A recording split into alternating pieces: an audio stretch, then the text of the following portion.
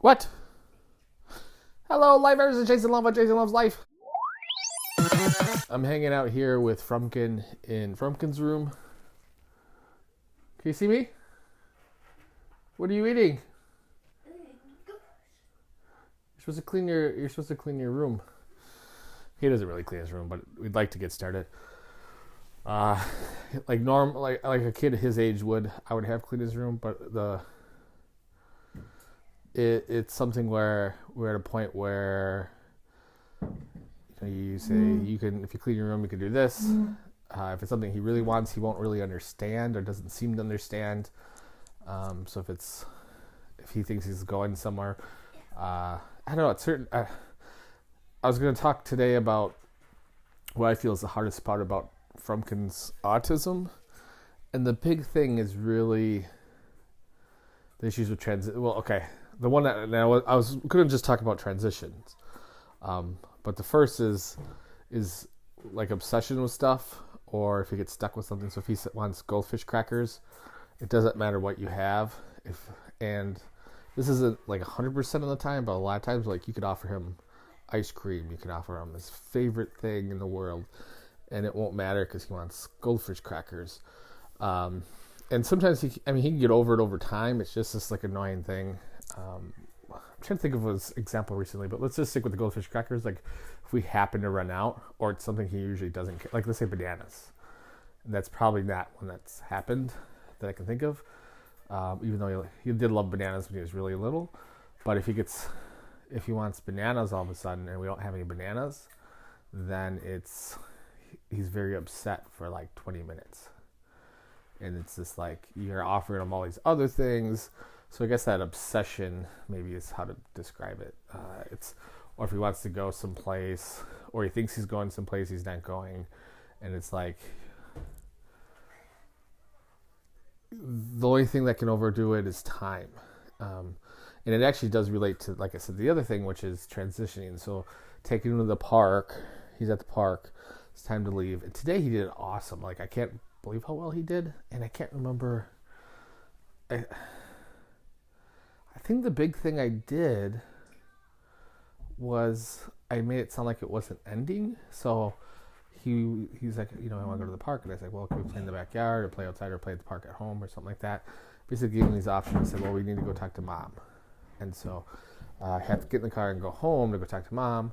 And so I always worry because I'm not a firm believer in not lying to my kids. So if I say, hey, we can go to the park later today, and I mean it, I want them to know I mean it. I mean, you can't 100% provide that, but like I refuse to tell them knowing that they're not going to go. I'll say maybe, or we'll talk about it, which is kind of same as saying no. Just because I want there to be that trust. So that transition, though, can be really hard. And I think so. Today was great. Last time we were doing that walk over by a pond. Had to go. He didn't want to go, and he actually got hurt because he climbed between the two benches, and I had to like pull him out. And so I already felt bad for that. And then I basically had to strap him down into his stroller. So I buckled him into his stroller so he couldn't get out. Just started walking. It took probably 3 minutes, and then he was okay. But it was like a really rough 3 minutes, pushing him, just flailing and yelling and being angry. And then it's hard because I'm getting angry, and then Pumpkin's there. So now, and then Pumpkin might get upset. Like today, actually, it was funny because, talk about Pumpkin doing really well. He did really well, but then Pumpkin was really not very well transitioned, and so, and which is expected because she's 3, because she don't leave the park, and it was just interesting because normally she's pretty good, and I wouldn't say is terrible because he could be worse, but he almost guaranteed to throw at least somewhat of a tantrum or some type of fit. So those for me, just because I like taking them to the park a lot, actually related to that is we go to the Y. Like Leah goes to the Y almost daily normally. Like she won't go this.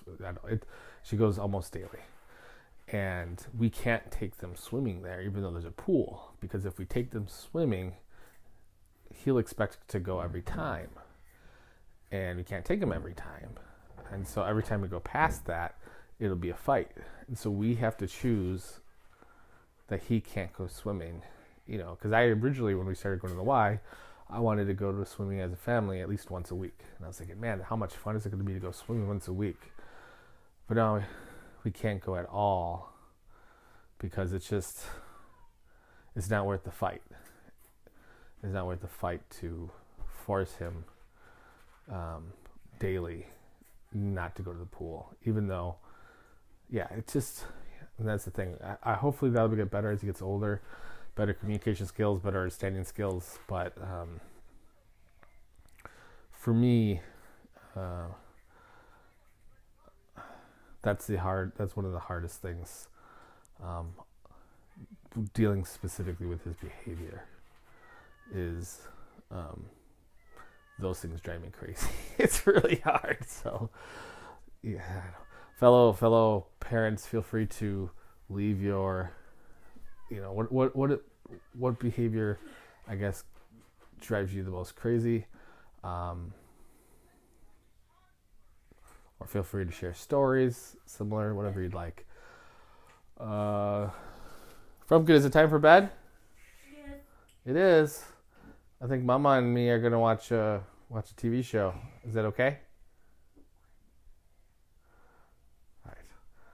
Thanks for watching, guys. Feel free to subscribe, and we'll see you tomorrow.